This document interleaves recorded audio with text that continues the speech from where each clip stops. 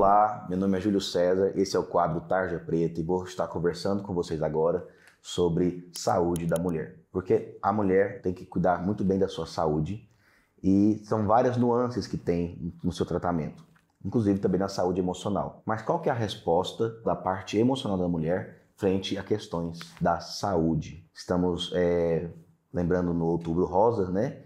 E no caso da saúde da mulher, nós temos que lembrar que a mulher ela tem a dimensão física, a dimensão emocional, a dimensão da alma e a dimensão espiritual também. Quando eu falar na dimensão física, tem vários fatores na mulher que podem alterar o seu quadro emocional e que também são fontes de preocupação para ela em si. Quando nós vamos então destrinchando, né, a saúde lá de nível crânio até mesmo mais embaixo no corpo, nós vamos lembrar de glândulas que estão situadas. E justamente na cabeça nós temos a mulher e o homem também tem uma glândula mestra que chama hipófise. E essa glândula ela vai responder aos sinais nervosos produzindo hormônios que vão comandar outras glândulas no corpo. Na hipófise vai ser produzido o TSH, o hormônio que vai estimular a tireoide. Esse TSH ele vai induzir a formação na tireoide T3 e T4.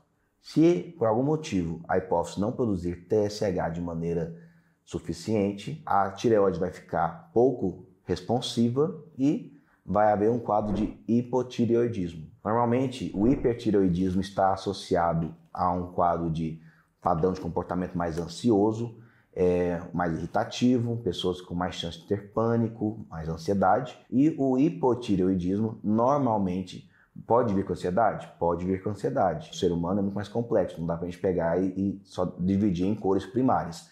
Mas, normalmente, o hipotireoidismo também vai estar muito associado a quadros depressivos também. Essa mesma hipófise também ela produz hormônios como a prolactina, que vai estimular a produção de leite na mulher. O homem tem prolactina? O homem também tem prolactina, que ela também tem outras funções no corpo, mas na mulher a prolactina ela vai ser mais conhecida e vai estar mais alta no momento de aleitamento. Ocitocina, também chamado de hormônio do amor, vem lá da hipófise. Essa ocitocina vai ser produzida em grande monta durante o parto normal e é o fator hormonal, né, da conexão mãe-bebê, bebê e mãe. Tá bom? Mas também, né, eu chamei de hormônio do amor. O pai de família vai ser encontrado nele níveis maiores de ocitocina, tem estudos que indicam isso também. O ato de abraçar também leva à produção de ocitocina, né? Até nos nossos bichinhos de estimação, quando nós abraçamos eles, os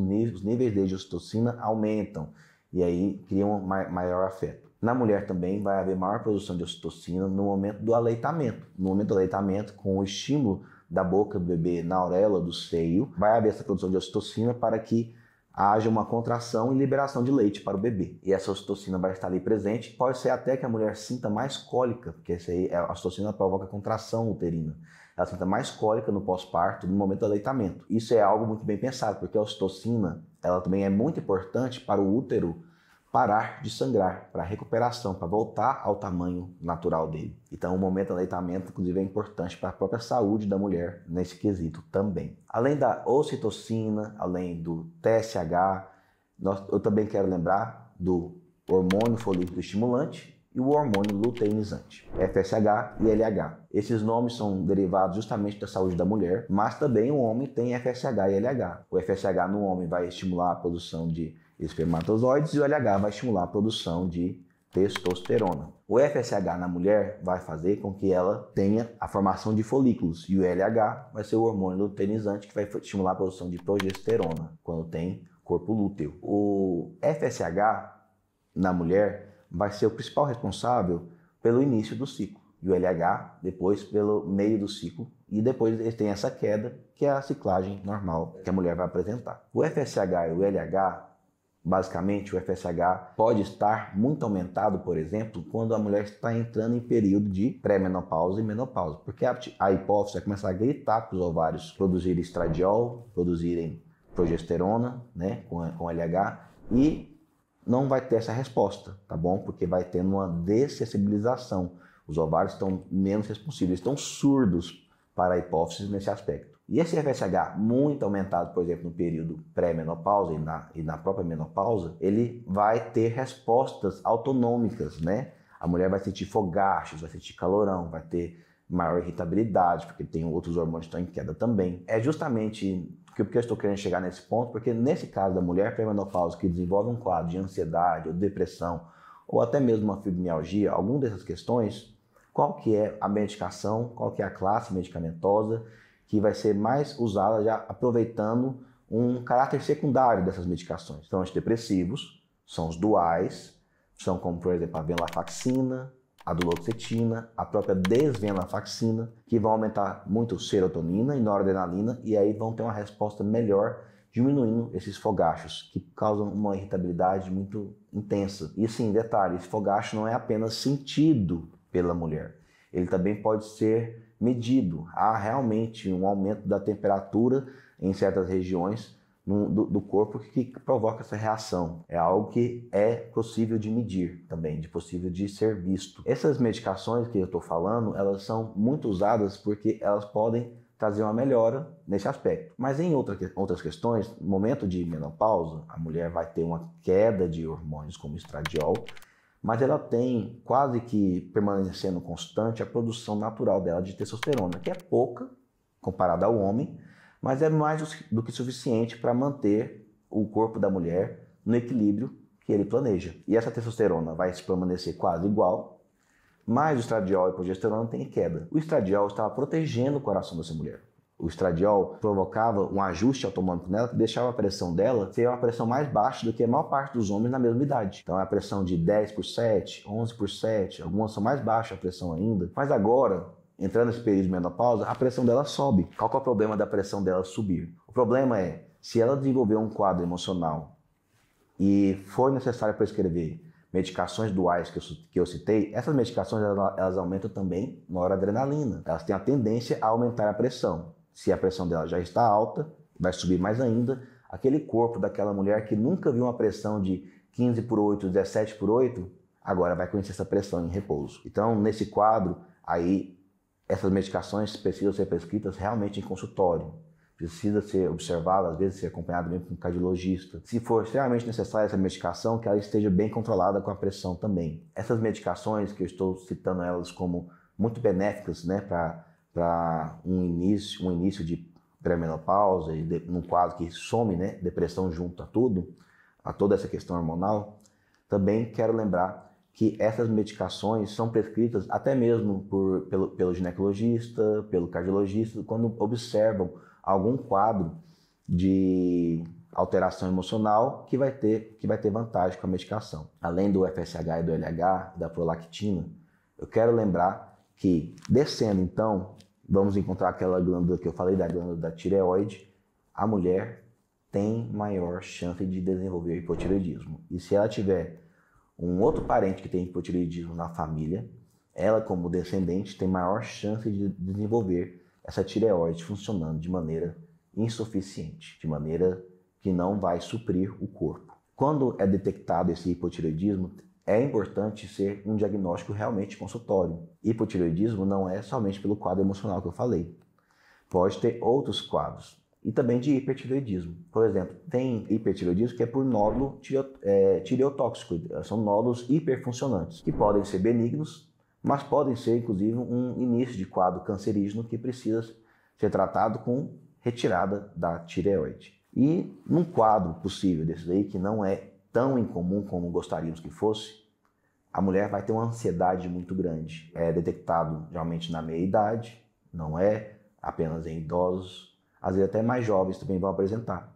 Geralmente são mulheres que vão estar na fase de vida de criação de filhos. Mas mesmo se esses filhos já tiverem filhos, for na fase de criação de netos, ela quer aproveitar a infância e a vida dos netos o máximo que ela puder.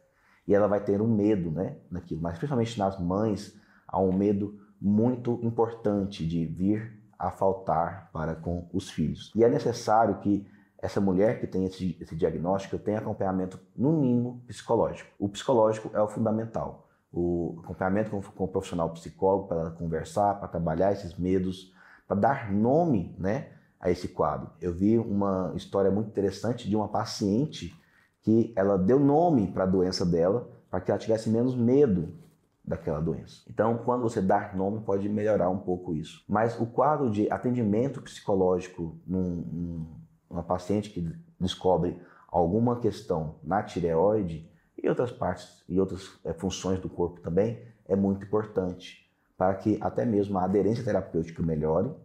E com a resposta emocional melhor, gente, a imunidade vai ter uma resposta que vai contribuir para a recuperação também. Tá bom, falamos de tireoide, hipotireoidismo clássico, o que tem? No Brasil mesmo é inclusive financiado, é um remédio que é barato, né? Temos a levotiroxina, mas não tome ela sem receita, sem prescrição. O termo correto não é financiado, mas acaba que tem subsídio, né? É um medicamento mais barato, esse é o melhor termo. Esse Puran T4 vai dar um hormônio que é o T4, que a tireoide produz. Esse T4, lá nos tecidos, ele é convertido em T3, tá bom? E aí vai ajudar a desenvolver o metabolismo normal. Mesmo assim, tem estudos, tem formas de ver na medicina que indicam que esse T4 ele vira pouco T3 comparado ao T4 que é produzido pela própria tireoide. E há alguns indícios que talvez tenha benefício em ser administrado também T3. A questão de que o T3 não é muito usado no Brasil é que o T3 tem uma meia-vida curta. Ele não é para ser tomado somente uma vez ao dia como o T4. Então a prescrição dele é um pouco mais difícil. Na paciente que tem uma boa aderência terapêutica, ele pode ter algum benefício, com certeza. Lembrando que há também o uso inadequado desses medicamentos. Não use de maneira inadequada. Há um certo tempo atrás, foi moda dentro de academias usar T4, usar T3 para conseguir melhores resultados de queima de gordura, desempenho dentro da academia, de fazer mais exercício. Não vale a pena. Tá bom? No momento que uma pessoa saudável faz uso de Puran T4, por exemplo, de levotiroxina, levoide, essa pessoa vai suprimir a hipófise dela. A hipófise dela não vai mandar a tireoide dela produzir o T3 e o T4. Essa tireoide pode ficar hipofuncionante. Além disso, é muito fácil se intoxicar com esse Puran T4. O T4 e o T3 exagerado que simulam um hipertireoidismo, que é uma condição, aumenta, por exemplo, o risco até de hipertensão, pressão alta, de arritmias cardíacas, de uma maneira que pode ser, inclusive, fatal. Então, remédio é remédio. Remédio não é para ser tomado dessa maneira. Tem certas coisas que estamos acostumados a ver pessoas tomando porque são chamadas de suplementos, mas remédio pode ser nocivo. Além da tireoide, vamos falar também de seios, né? As glândulas mamárias. Por causa do aleitamento, né? Elas vão sofrer um estímulo da prolactina e também um estímulo da ocitocina, né? Para produzir leite. Essas glândulas mamárias estão o tempo todo recebendo, elas têm receptores de estradiol, de progesterona ali, elas estão recebendo sinais desses hormônios produzidos lá pelos ovários, que eles produziram mandados pela glândula mestra, pela hipófise. Algumas vezes, né? Na mulher pode haver formação de cistos, que são bolinhas, basicamente, entre aspas, gente, de uma maneira bem simples, bolinhas de água, cistos. E pode ter formação também de nódulos, que são bolinhas sólidas. Tem matéria ali, tem tecido mamário ali dentro. O que são esses cistos e esses nódulos? São achados que podem ser encontrados tanto no ultrassom quanto na mamografia. O ultrassom é aquele exame que usa o som, ele não é dolorido, ele vai ser observado e ele é muito bom, inclusive para induzir um diagnóstico diferencial para a mamografia. A mamografia já usa raio-x, mas a mamografia ainda é padrão ouro. Ela tem que ser realizada, tá? Tem os protocolos para ser usada e para ser pedida. Essa mamografia, ela é dolorida, toda mulher que faz reclama porque ela achata o seio. E essa mamografia, com o raio-x, ela consegue detectar nódulos e cistos. Ela tem uma sensibilidade muito boa. Se tiver alguma coisa errada, ela vai encontrar. Basicamente é isso. Ela tem uma facilidade de ver melhor. Mas os cistos, ela pode ver como nódulos, porque ela não consegue diferenciar tão bem o que é sólido e o que é líquido. E aí é por isso que é pedido também, quando tem algum encontra alguma coisa, algo BIRADS 2, né? Aqueles termos da mamografia lá, ou BIRADS 3, aí vai ser pedido uma ultrassom. A maior parte das vezes não é pedido em um segundo momento. Na maior parte das vezes, os profissionais hoje em dia os ginecologistas, os médicos de família, os clínicos estão pedindo os 2 exames simultaneamente, porque aí já tem um quadro melhor de identificação. E aí é pedido o ultrassom, que é o exame menos dolorido. Toda mulher gostaria que fosse o ultrassom o principal exame, mas não é. Mas nesse ultrassom vai identificar o que é cisto e o que é nódulo. Quando é cisto, pode ser que haja uma preocupação menor, tá bom? Agora o nódulo na mamografia, ele pode ser redondinho. Sendo redondinho e tendo margens bem delimitadas, BIRADS 2 ou seja, encontrou alguma coisa, mas ele está crescendo de maneira uniforme, não preciso me preocupar. Agora, quando ele começa a ter algumas alterações, formando algumas áreas maiores que as outras, não é mais redondinho, aí começa a crescer esse número, BIRADS 3, BIRADS 4, e pode ser mais preocupante. Qual que é o protocolo? O protocolo vai ser, no mínimo, aí, um acompanhamento médico, vai ser feito esse exame de maneira periódica. Essa mulher que descobre algo no seio, isso aí para ela pode ser uma fonte de ansiedade muito grande. De novo, no mínimo, atendimento psicológico. Às vezes, ao descobrir algo, ela começa a produzir mais catecolaminas, né, noradrenalina, fica mais ansiosa com aquilo, e começa a sentir dores nos seios, porque se preocupa com aquilo. Se houver já um quadro emocional instalado, ou se instalar um quadro emocional que apenas o tratamento psicológico não está resolvendo, pode ser sim também usado medicação antidepressiva, medicação para ansiedade, para que melhore essa fase, né? Essa aceitação, esse processamento desse novo dado. Descendo então, vamos para os ovários, né? Na mulher também tem o útero. O útero não é um órgão endócrino, não é um órgão que produz hormônios, mas é um órgão que responde a hormônios. Então nós vamos falar deles também, porque é fundamental também na saúde da mulher. Se vamos falar de saúde da mulher, temos que falar também do útero e do colo de útero também. Os ovários respondem ali ao FSH e LH da hipófise.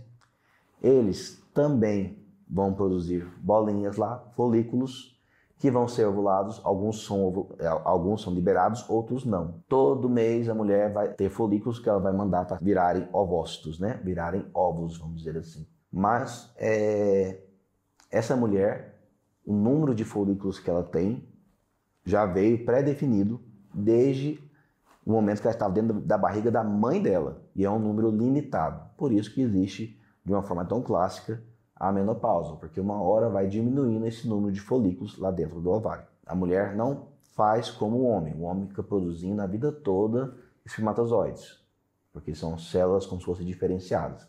Na mulher não, na mulher todos os ovócitos que ela tiver, os folículos que ela puder formar, ela vai ter formado dentro de quando ela era o feto dentro da barriga da mãe dela. Esses ovários, o normal deles é liberar o folículo, ovular, né, formar o ovócito, ser pegado pelas trompas uterinas ou tubas uterinas, né, e aí ser conduzido num caminho, né, até o útero. Todo mês o útero espera um óvulo fecundado que chegue e seja implantado no seu endométrio. Quando não chega, ocorre a menstruação. Mas algumas vezes tem mulheres que, devido a uma resistência à insulina, elas comem muito doce, fazem pouco exercício, comem muita massa, ou talvez até não, às vezes fruto apenas do estresse, né? Tentam manter a qualidade de vida, o cuidado da saúde o melhor possível, mas não conseguem. E tem uma tendência, às vezes, simplesmente pela tendência genética de família, elas desenvolvem síndrome do ovário policístico. Quando vai fazer ultrassom, se for da maneira clássica, vai encontrar lá um ovário que ovulou demais. Parece uma engrenagem, né? Uma parte da bicicleta lá, forma lá vários folículos ao redor, que é uma imagem assim bem clássica. Na hora que se vê isso, já se deve suspeitar de síndrome do ovário policístico. Essa síndrome não é para ser suspeitada somente no momento do ultrassom endovaginal que vê esses ovários dessa maneira.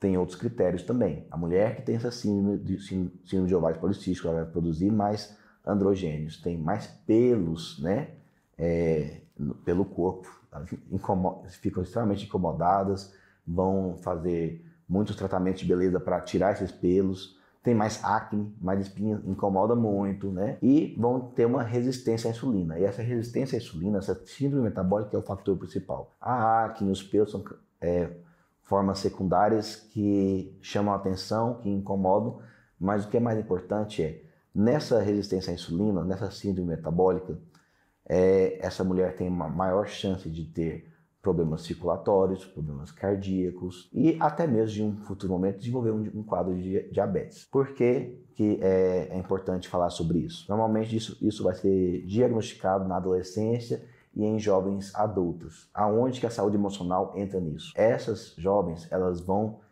se adequar a isso, só que como é uma doença muito invisível, vamos dizer assim, pode ser que elas descuidem da saúde nesse aspecto. A saúde emocional aí entra para que a mulher jovem, para que a adolescente descubra que ela também é responsável pela própria saúde e venha estar cuidando da sua saúde. Não é um quadro que vai virar câncer, nada, geralmente não é essa a maior preocupação. A preocupação é da síndrome metabólica. Os ovários produzem estradiol, progesterona, produzem então estrogênio e progesterona. Esse estrogênio e progesterona vão ter uma ação em útero.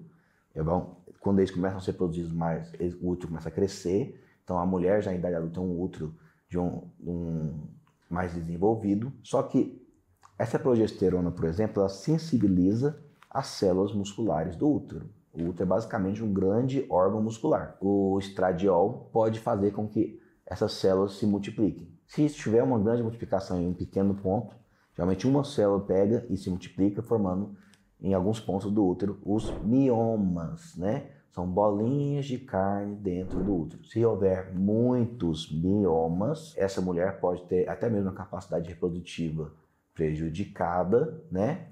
E pode também provocar em algum momento, dependendo de onde esses miomas estiverem, desconfortos e até perigo para a saúde. O mioma, normalmente, a preocupação dele não é a possibilidade dele virar câncer. A preocupação dele é se formar um mioma perto da parte que sangra, que é o endométrio, pode haver uma metrorragia constante. Essa mulher pode desenvolver a anemia. A metrorragia, ela menstruar de maneira prolongada e constante. O endométrio, ele responde se proliferando com os hormônios e se mantendo naquele estado proliferativo. Se houver uma fecundação e chegar lá uma mórulazinha, lá um bebezinho lá nesse útero, ela vai estar produzindo HCG, que vai manter a produção de progesterona, e aí esse endométrio se mantém ali. Mas a partir do momento que não tem ali um óvulo fecundado, uma mórulazinha ali, o que vai acontecer? Não vai haver esse HCG, esse ovário não está sendo estimulado a produzir progesterona,